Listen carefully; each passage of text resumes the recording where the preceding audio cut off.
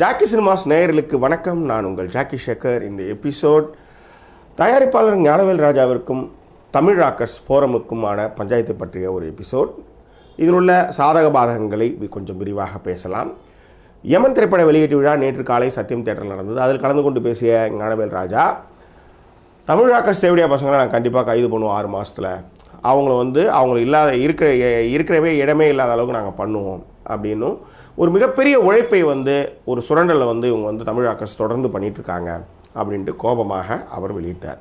So அதற்கு Tamil Rockers என்ன பண்ணியிருக்காங்கன்னா, ஞானவேல் ராஜா அவங்க பேச்சு அருமையாக இருந்தது, குறித்து வச்சுக்கோங்க, காலாண்டரில் 9ஆம் தேதி சிங்கம் 3 வெளியாகிறது உங்கள் நாள் கிடையாது எங்கள் நாள் அப்படின்னு தமிழ் ராக்கர்ஸ்னு போட்டிருக்காங்க. ஸோ இதற்கான எதிர்வினைகளும் வினைகளும் சமூக வலைதளங்கள் பத்திக்கிட்டு எரிஞ்சிட்ருக்கு. ஒரு பக்கம் ஞானவேல் ராஜாவுக்கு ஆதரவான பதிவுகளும், ஒரு பக்கம் தமிழ் ராக்கர்ஸை ஆதரித்து வந்த பதிவுகளும், அதாவது என்ன சொல்கிறது, அடிச்சுக்கிட்டு இருக்கிற மாதிரி போயிட்டுருக்கு. ரைட், ஒருவருடைய உழைப்பை எந்தவித அனுமதியும் இன்றி அப்படியே அபகரிப்பது எந்த வகையில் நியாயம் என்பது ஞானவேல் ராஜாவுடைய குமுறலும் குற்றச்சாட்டும். தமிழ் ராக்கர்ஸ் அவங்க ஒரு ஃபோரம்.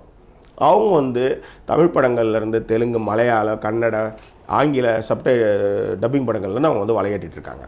ஸோ இந்த தமிழ் ராக்கர்ஸ் அப்படின்றவங்க யார், இதனால் நுகர்வோர் யார்? தமிழ் ராக்கர்ஸ்க்கான ஓனர்ஸ் இதுவரையிலும் கண்டுபிடிக்கப்படவில்லை. இதற்கான நுகர்வோர் யார்? நுகர்வோர் வெளிநாட்டில் வாழக்கூடிய தமிழர்கள் மற்றும் இலங்கை தமிழர்கள் தான் இந்த தமிழ் ராக்கர்ஸோட நுகர்வோர்கள். மற்றும் இங்கே தமிழ்நாட்டிலையும் நீங்கள் நெட் வச்சுருக்கோங்க அத்தனை பேருமே அதில் ஏதாவது சில படங்களை டவுன்லோட் பண்ணி பார்க்குறாங்க. ஸோ நுகர்வோர் உலகமெங்கும் இருக்கக்கூடிய தமிழர்கள் தான் இந்த தமிழ் ராக்கர்ஸோட நுகர்வோர்கள். ஸோ எந்த இடத்துல இது எந்த புள்ளியில் இது ஆரம்பிக்குது அப்படின்னா, தியேட்டரில் இவங்க ஃபாரின் ரைட்ஸ் கொடுக்குறாங்க இல்லையா, முதல் நாள் படத்தை போடுறாங்க இல்லையா, அங்கேயே படத்தை எடுத்து மறுநாளே இவங்க அப்லோட் பண்ணுறதுல தான் தமிழ் ராக்கர்ஸ் செஞ்சிட்ருக்கு. ஸோ ரொம்ப நாள் இது தெரியாமல் இருந்தது. இப்போ ஞானவேல் ராஜா போன்றவங்க பொதுவெளியில் இதை வச்சு பேசுகிறதுனால இது என்ன ஆகுது, தெரியாதவங்களுக்கும் இந்த விஷயம் தெரிய ஆரம்பிக்கும் அப்படின்றது தான் உண்மை. ரைட், இப்போ மலையாளம், தெலுங்கில் இந்த படங்கள் இது மாதிரி வர்றது கிடையாது. அவங்க டிவிடி ரைட்ஸே வெளியில் இப்போ கொடுக்குறதே யாரும் கிடையாது. முன்னாடிலாம் பக்கா பிரிண்ட் ஒரு 90 நாள்லேயாவது இப்போ அதுவும் கிடையாது. ஃபுல்லாகவே அவங்க எல்லாமே ஸ்டாப் பண்ணிட்டாங்க. பட் இங்கே தமிழ்நாட்டிலேருந்து ஃபாரினுக்கு ரைட்ஸ் கொடுக்குற விஷயங்கள் இன்னமும் நடக்குது. ஸோ அதுக்கு இந்த 10 கோட்டாய் சம்திங் லைக் தட் ஒரு பிரிண்ட் ஒன்று வரும். ஃபஸ்ட்டு தமிழ் ராக்கர்ஸில் படம் அன்னைக்கு போடுறது ஸ்க்ரீன் பிரிண்ட்டு. அதாவது இவங்க ஓவர்சீஸில் முதல் நாள் படம் போடுறாங்க இல்லையா, இங்கே ரிலீஸ் ஆகிறதுக்கு முன்னாடி ரிலீஸ் பண்ணுறாங்க இல்லையா, அங்கேயே தேட்டரில் ஷூட் பண்ணி இதை அப்லோட் பண்ணிடுறாங்க. ஸோ இந்த ஸ்க்ரீன் பிரிண்ட்டு என்ன ஆகுதுன்னா, பல பேருக்கு இந்த ஸ்க்ரீன் பிரிண்ட்டு பிடிக்காது. ஏன்னா நடப்பாங்க, போவாங்க, எல்லாம் பண்ணுவாங்க. அதுக்கடுத்தது இந்த 10 கோட்டாய்க்கு இவங்க அந்த இப்போ இதை டிவிடி ரைட்ஸ் கொடுக்குறாங்க இல்லையா, அந்த பிரிண்ட்டை தான் விதவிதமாக பிரித்து இவங்க போடுறாங்க. இதில் இல்லாத உச்சப்பட்ட கொடுமை என்னென்னா, கார்த்திக் நரேன், துருவங்கள் 16 இயக்குனர் கார்த்திக் நரேன் அவருடைய படத்தையே ஒரு ஏற்றி வச்சு அதில் 9 something GBக்கெலாம் படத்தை வச்சுருக்காங்க. அப்போ அவர் சொல்கிறாரு, ஏன்பா என் எடிட்டர்கிட்டே இந்த மாதிரிலாம் இல்லையாப்பா, இந்த அளவுக்கு எங்கேப்பா நீங்கள் இதெல்லாம் அப்லோட் பண்ணிட்டுருக்கீங்க, உங்களுடைய இணைய ஸ்பீடு தான் என்ன, இதெல்லாம் ஆஃபீஸில் வைக்கணும் அப்படின்ற மாதிரி அவர் நக்கல் விட்டு கெத்தாக பதிவு போட்டிருக்கார் கார்த்திக் நரேன். ஸோ இந்த மாதிரி போயிட்டுருக்கிறப்ப இணையத்தில் இது சரி அப்படின்னு வாதாடுறதுக்கு மிகப்பெரிய குரூப்பே இருக்குது. அதாவது ஒருத்தர் போட்டிருக்காரு, அதாவது 10 ரூபாய் டிக்கெட் மறுக்கப்பட்டவனின் உணர்வு தான் தமிழ் ராக்கர்ஸ் அப்படின்னு போட்டிருக்காரு. ஸோ இந்த பைரசி வளர்வதற்கு மிக முக்கிய காரணம் திரையரங்குகளுடைய டிக்கெட் விலையேற்றம் தான் இதற்கு மிக முக்கிய காரணம். அதனால தான் பைரசியில் படம் பார்க்குறாங்க அப்படின்றது ஒரு குற்றச்சாட்டு. அது உண்மையா அப்படின்னா அது உண்மை, ஓரளவுக்கு உண்மை இருக்க தான் செய்யுது. ஒரு காலத்தில் இந்த செகண்ட் ரிலீஸ்னு ஒரு தேட்டர் ஒன்று இருக்கும், மெயின் ரிலீஸ்க்கு ஒரு தேட்டர் இருக்கும். அந்த மெயின் ரிலீஸில் 3 விதமான டிக்கெட் கட்டணங்கள் இருக்கும். இப்போ சென்னையிலேயே சத்தியம் தேட்டர்லேயே 6 ரூபா, அதுக்கப்புறம் 25, அப்புறம் 35 தான் டிக்கெட் அங்கே எனக்கு தெரிஞ்சு அப்போ. ஸோ இப்படி இருக்குதுன்னா, அந்த 3 வகையில் எந்த டிக்கெட் உனக்கு போதுமோ, எந்த டிக்கெட்டில் உனக்கு ஒரு 10 ரூபா மிச்சப்படுத்தின பஸ்ஸில் போகலாம், ட்ரெயினில் போகலாமோ, அந்த டிக்கெட்டை அவன் எடுத்து பார்க்கக்கூடிய ஒரு சூழல் ஒரு காலத்தில் இருந்தது. என்றைக்கு அந்த 3 விதமான டிக்கெட் இருக்கிற இல்லையா, அதை எல்லாத்தையுமே 120 மாற்றினாங்களோ, அதாவது சென்னையில் மட்டும் இந்த 120 கிடையாது, இந்த சென்னையில் மட்டுமே இருந்தால் பிரச்சனையே கிடையாது, ஆல் ஓவர் தமிழ்நாட்டிலையும் இதான் நிலமை. ஒரு படம் வெளியானால் 120 ரூபாய் ஒரு டிக்கெட்டுக்கு வைக்க வேண்டியதாக இருக்கிறது. அதாவது படம் ரிலீஸ் ஆனால் அந்த ஒரு சில தேட்டர் படம் ரிலீஸ் ஆகி ஒரு வாரத்துக்கு அதை வைக்கிறாங்க. அதுக்கப்புறம் அந்த படம் ஓட குறைய ரேட்டுடைய டிக்கெட் ரேட்டை மாற்றுறாங்க. ஏன்னா எல்லோரும் பார்க்கணும் அப்படின்றதுக்காக. பட் இந்த 120 ரூபாய்ன்றது வந்து ஒரு 4 பேர் சேர்ந்து படம் பார்க்க போகும்பொழுது அதனுடைய காஸ்ட் வந்து அதிகமாகிடுது. ஸோ அதனால் வந்து பைரசியில் வந்து அவங்க படம் பார்க்குறாங்க அப்படின்றது ஒரு குற்றச்சாட்டு ஒன்று. நாங்கள் வந்து கஷ்டப்பட்டு படம் எடுக்கிறோம், நாங்கள் வந்து ஃபினான்ஸ் வாங்கி எல்லாம் கஷ்டப்பட்டு பண்ணால் இவங்க இப்படி பைரசியில் போடுறத வந்து நீங்கள் நுகர்வோராக நீங்கள் தானே திருந்தணும் அப்படின்னா, அவங்க நுகர்வோராக இருக்கிறவங்க அவங்க என்ன சொல்கிறாங்கன்னா, நாங்கள் கூட தான் கஷ்டப்பட்டு சம்பாதிக்கிறோம், எங்கள் பணத்தை எங்களுடைய ஆர்வத்தை நீங்கள் ஒரே நாளில் வந்து ஒரு பெரிய நடிகருடைய படம் ரிலீஸ் ஆகும்பொழுது 500 600 டிக்கெட்டு அரசு நிர்ணயத்தை கட்டணத்தை விட அதிகமாக கொள்ளடிக்கிறீங்களே, அப்போ நீங்கள் யோகியமா அப்படின்ற இவங்க எதிர்சாராக இவங்க ஒரு கருத்தை முன் வைக்கிறாங்க. ஸோ இந்த மாதிரி அதாவது எப்பொழுது இந்த விஷயம் வந்து பெருசாக பல்கி பெருகி உடஞ்சுது அப்படின்னா, தமிழ் சினிமாவை நேசிக்கிறவர்களிடமிருந்து தமிழ் சினிமாவை கொண்டாட்டமாக அனுபவர்கள்ட்ட வந்து இந்த திரைப்பட சந்தை போயிடுச்சு. தமிழ் சினிமாவை நேசிக்கிறவனா அந்த தேட்டரை தான் பார்ப்போம் அப்படின்ற ஒரு மனநிலை தான் அவன் இருப்பானே. அவனை நீங்கள் வந்து பைரசி கொடுத்தாலும் எது கொடுத்தாலும் போகாது. அவனுடைய அவனுக்கு வந்து டிக்கெட் கட்டணம் எளிமையாக இருந்தால் ஒரு 25 35 45 இந்த மாதிரி ஒரு எளிமையான கட்டணங்கள் இருந்தால் 75 கூட வைங்க, எளிமையாக இருந்தால் அவன் படம் பார்க்குறது வர்றது வந்து தேட்டரை வந்து படம் பார்க்குறது அவன் மறுக்கவே போகிறதில்ல என்று அந்த ரிப்பீட் ஆடியன்ஸ்னு ஒருத்தன் வந்தான் இல்லையா, அதாவது ஒரு படத்தை பார்த்துட்டு திரும்பவும் படம் பார்க்க போனான் இல்லையா, அவனை நீங்கள் மறுத்தீங்க. அந்த ரிப்பீட் ஆடியன்ஸ் யார்? 120 ரூபா கொடுத்துட்டு பைக் டோக்கனை எல்லாம் சேர்த்து ஒரு 250 ரூபா வந்து ஒரு படத்தை கொடுத்து திரும்ப ரிப்பீட் ஆடியன்ஸ் வருவானா? யாரானா திரும்ப வருவானா? ஸோ அந்த ரிப்பீட் ஆடியன்ஸை முதல்ல கொலை பண்ணப்பே தமிழ் சினிமாவுடைய அழிவு காலம் தொடங்குச்சு. ஸோ டிக்கெட் கட்டணம் அதிகமாக இருந்தாலும் ரிப்பீட் ஆடியன்ஸ் வர்றதில்லை. 2வது சைக்கிளை அனுமதிக்க மாட்டோம் நீங்கள். 3வது கைலி கட்டணம் உலர விட மாட்டேன் நீங்கள். ஸோ 4வது இந்த மாதிரி நிறைய ரெஸ்ட்ரிக்ஷன்ஸ் வந்து தமிழ் சினிமா ரசிகன் பக்கம் திரும்பும் பொழுது தமிழ் சினிமா மால் கலாச்சாரத்துக்கு போச்சு. மால் கலாச்சாரம் என்பது என்னென்னா, அது வந்து சினிமா சுவாசிப்பவனுடைய சினிமா நேசிப்பவனுடைய களமல்ல, அது வந்து ஒரு கொண்டாட்டத்தினுடைய ஒரு வெளிப்பாடு. ஷாப்பிங் போய்ட்டு போர் அடித்தா படம் பார்ப்பாங்க, நல்லா வாட்ஸ் திஸ் அப்படின்ட்டு போயிடுவான். பட் தமிழ் சினிமா ரசிகன் அப்படி இல்லை, அந்த படம் நன்றாக இருந்தால் திரும்ப இன்னொரு வாட்டி பார்ப்பான். ஸோ இந்த மால் கலாச்சாரம் வந்த பிறகு தான் இந்த பைரசியினுடைய ஆதிக்கம் தலை தூக்கவே ஆரம்பித்தது. ரைட்.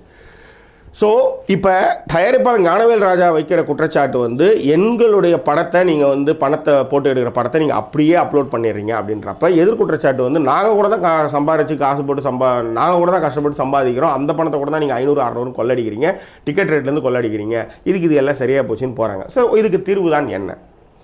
இதற்கு தீர்வு என்பது நடிகர்களுடைய சம்பளம் குறைய வேண்டும். அதாவது என்னென்னா, ஒரே நாளில் 500 600ன்றது அந்த அமௌண்ட் வந்து பெரிய நடிகர்கள் வந்து கோடிகளில் பார்த்ததுக்கப்புறம் என்னன்னா அதே ரேட்டை வைக்கிறாங்க.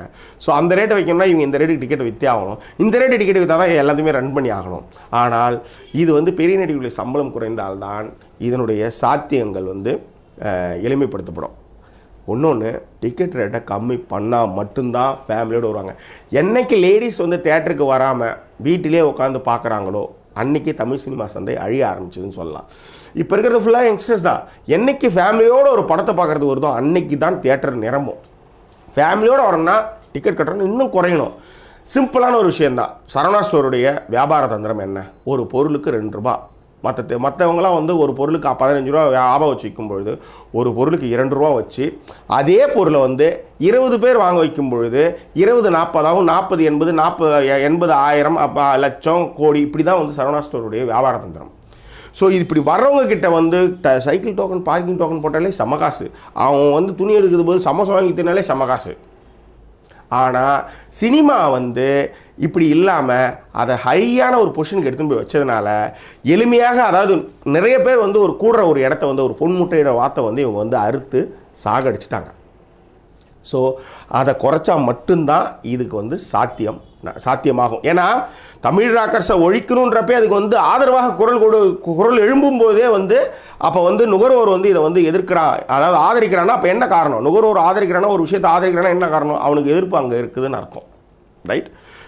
இது இப்படி ஒரு பக்கம் இருக்கட்டும். இந்த 6 மாதத்தில் இவர்களை வந்து நாங்கள் வந்து கைது பண்ணிடுவோம் அப்படின்றது வந்து ஞானவேல் ராஜாவுடைய குற்றச்சாட்டு. இது சாத்தியமா அப்படின்னா இது வந்து சாத்தியமே இல்லைன்னு தான் நான் நினைக்கிறேன். ஏன்னா என்னுடைய சர்டிஃபிகேட் வரையிலே வந்து ஹோஸ்டிங் வந்து ஒரு நாட்டிலேருந்து பண்ணிகிட்டு இருக்காங்க, டொமைன் வந்து ஏகப்பட்டது வாங்கி வச்சுருக்காங்க. இவங்க எந்த இடத்துல நீங்கள் வந்து பண்ணாலும் அதை வந்து அவங்க வந்து உடச்சிக்கிட்டே தான் வந்துட்டுருக்குறாங்க. இன்னொன்று பிட்டோரண்ட்டு ஒரு ஃபைல் வந்து ஒரு இடத்துலேருந்தே அப்லோட் ஆனால் பரவாயில்ல, இந்த ஃபைல்கள் எல்லாம் பல்வேறு இடங்கள்லேருந்து அப்லோட் ஆகும்பொழுது யாரை நீங்கள் வந்து கைது பண்ணுவீங்க? யாரை வந்து இவங்க தான் அப்படின்றத வந்து கை நீட்டி குற்றச்சாட்டுகளை முன்வைக்கவே முடியாது. பொதுவாக ஒரு எதிராளி முகம் தெரிகின்றது அப்படின்னா அவங்ககிட்ட நீங்கள் மோதலாம். முகமே தெரியாதவனை வந்து நீங்கள் வந்து எதிராளியாக நீங்கள் வந்து பார்த்தீங்கன்னா அது சாத்தியமே இல்லை. அதை மீறி என்னெல்லாம் அந்த எதிராளிக்கிட்ட நுகர்வோர் போகிறதுக்கான காரணம் என்னன்னு ஆராய்ஞ்சு அதற்கு நீங்கள் வழிவகுத்தால் மட்டும்தான் இந்த விஷயத்திற்கு தீர்வு வருமாக. அன்றி ஒரு இடத்துல வந்து ஒரு தயாரிப்பாளர் குமுறுகிறார், அதே தயாரிப்பாளர் குமுறுறதை வந்து என்ன சொல்கிறான், என் மூட்டு காசை கூட தான் நீ அடிச்சிட்டு இருக்கிற, அப்போ இது சரிக்கு சரியாக போயிடும் அப்படின்ற மாதிரி போகிறான். இன்னொன்று, மக்களிடம் எல்லோரிடமே வந்து அறம்ன்றது ஒரு விஷயமே இல்லாமல் போயிடுச்சு. பிழையான கணக்கில் நல்லாவே தெரியுது. ஒருத்தர் வந்து 100 கோடிக்கு வந்து அபராதம் விதிக்கிறாரு, சிறை தண்டனை விதிக்கிறாரு நீதிபதி. அதன் பிறகு ஒரு நீதிபதி வந்து ஜெயலலிதா அம்மையாரை வந்து கணக்கு பிழைகளோடு விடுதலை செய்கிறார். அவரே வந்து முதல்வராக வராரு. அப்போ எந்த இடத்துல அறம் இருக்கின்றது? அறம் என்பதே இல்லை. அறம் என்பது வந்து இந்தியாவில் நல்லவனாக இருப்பது என்பது தகுதி இழப்பு அப்படின்ற மாதிரி தான் இது போயிட்டுருக்கு. ஸோ அறம் என்பதே எது தேவையோ அதுதான் தர்மம் என்று ஆன பிறகு யார்கிட்ட வந்து அறத்தை எதிர்பார்க்கறது சொல்லுங்கள்? அந்த மாதிரி மனநிலைக்கு மக்களே போயிட்டான்.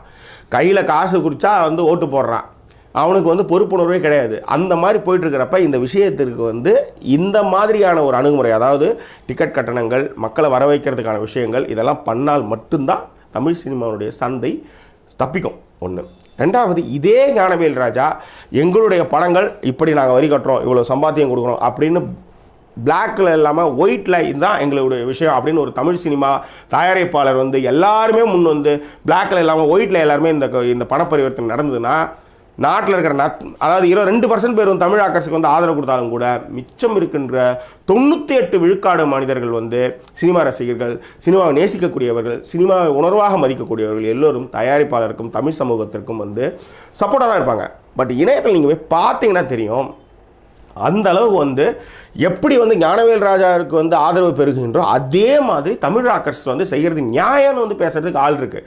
ஸோ அதனால் அறம் என்பதை பற்றி ஏற்கனவே சொல்லிட்டேன். அதனால் வந்து இந்த விஷயத்தை பொறுத்தவரை நுகர்வோரை அங்கே செல்வதை குறைக்க வேண்டும் என்றால் நாம் என்ன செய்ய வேண்டும் அப்படின்ற ஒரு விஷயத்துக்கு இந்த பிரச்சனைக்கான தீர்வு வெளியில் இல்லவே இல்லை. இந்த பிரச்சனைக்கான தீர்வு தயாரிப்பாளர்கள் மற்றும் விநியோகஸ்தர்கள், தியேட்டர் உரிமையாளர்களிடம் மட்டுமே, அப்புறம் நடிகர்கள் அது வாங்கும் சம்பளம், இதெல்லாம் மட்டுமே தான் இதை வந்து நிர்ணயிக்கிற ஒரு விஷயமா இருக்குது.